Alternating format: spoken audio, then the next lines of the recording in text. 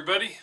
Thanks for stopping by the channel. As you know, my name's Chuck, and just a quick review and a lesson learned. Charlie here in the shop. Let me get Charlie in here. He can talk about it. Hey, Charlie. Oh, wait a minute. I'm Charlie. Yeah, the Charlie and me learned something the other day. I watched Mr. Pete's video on double start threads, and someone in one of my videos asked if I could do that using the ELSR, and I thought that'd be kind of fun, and so I came out to do a video on that. And really, using the ELSR has nothing to do with double start threads. It's just part of the feed mechanism back and forth. Makes it simple. But anywho, looked at Mr. Pete's video. Relatively simple to do, and here's a part here. I ended up deciding to use a piece of clear rod here, which was kind of neat because during the machining you could see the outside and the inside of the part. Well, it didn't work, and subsequent to that I learned a lesson, and I'm going to move the camera and we'll talk about it, and maybe I'm helping other guys out there that are never came across this little issue that I certainly didn't know existed. Okay, we'll move the camera and we'll talk about it. So we're over here at the lathe, and following how Mr. Pete did his work, the double start threads were going to be done in a chuck, not in between centers. And in doing that, the compound is turned parallel with the bed, and you use your cross slide for your depth of cut.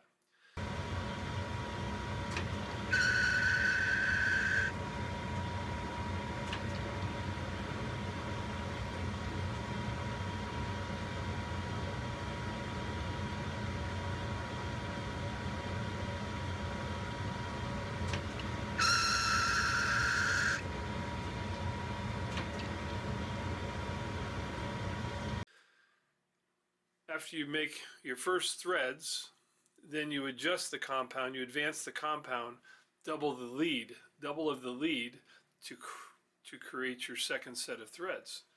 Yeah, really pretty easy, especially when, add a cheat sheet right here with all of Mr. Pete's information. So I made my first pass, cut my threads, relatively simple, and then had my compound set at 0, and I was supposed to advance another 83 thousandths. So of course I had the dial on 0. I moved 83 thousandths, cut the thread. It didn't work. And here's a picture of I'll show you a couple of pictures of the threads.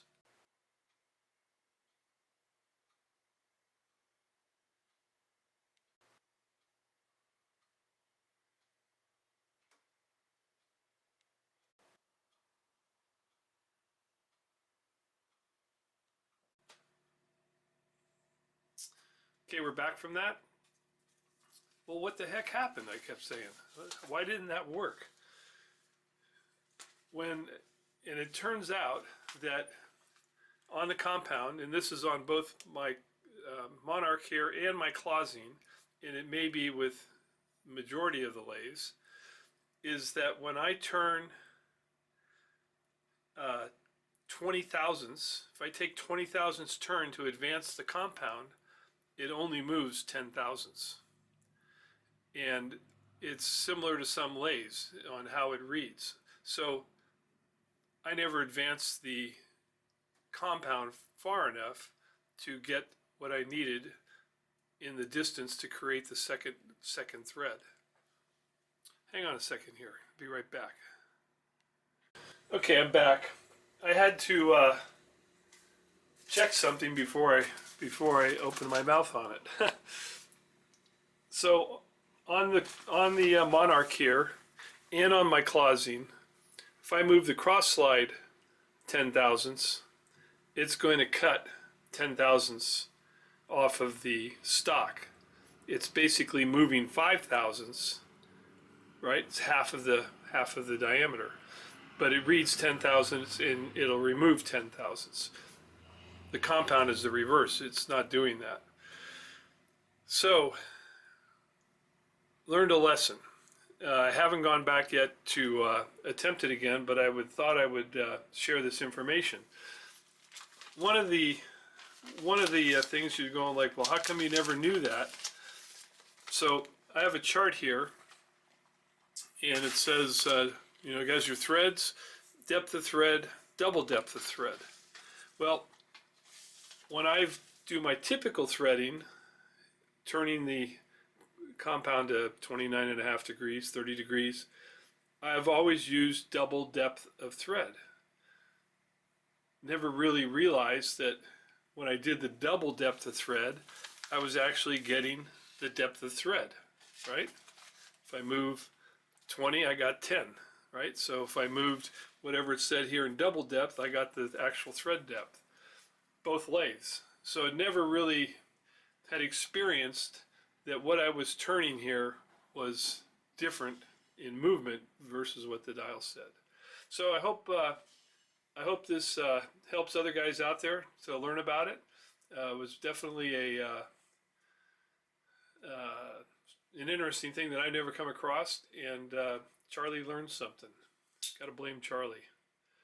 Hang on, I got a little item to show you. So I wanted to show you this. This was another item I ordered from Banggood to do a demonstration on. It's an air gun. The front of the tip here, I tightened it too much when I put it in there, but it unscrews. You can take that out. And I saw it in their description. I thought, looks like a nice unit. Well, I'll show you something that's a little different. So this is I forget where I've gotten these air guns. I've had an issue where the piece has actually popped out. It's an inexpensive air gun, but you can see and you can probably hear it, I can throttle how much air I want. Full, or I can just give it a little creep. So it's been a really good air gun. So I had high hopes for this guy. And I can go full, right? But if I pull just a hair, I get full. There's no ability to pull the air if you want to blow something very easy. It's on or off. So anyway, I thought I'd show that to you. There'll be a link in the description. I would guess it's a good gun if you like full blast air all the time. It seems to work fine like that. But if you're looking for a gun that throttles nice and simple for doing very light blow-offs, then I would look for another gun. Basically this guy can really make it go slow. Okay. That's it. Hey, thanks for stopping by the channel. I hope you learned something like I did on the issues there on the compound, and we'll be back again soon with some more information and more videos. Always appreciate your time, and the old thing, you know, hit the bell to get videos, subscribe, and share, and comments are always welcome. Thanks again.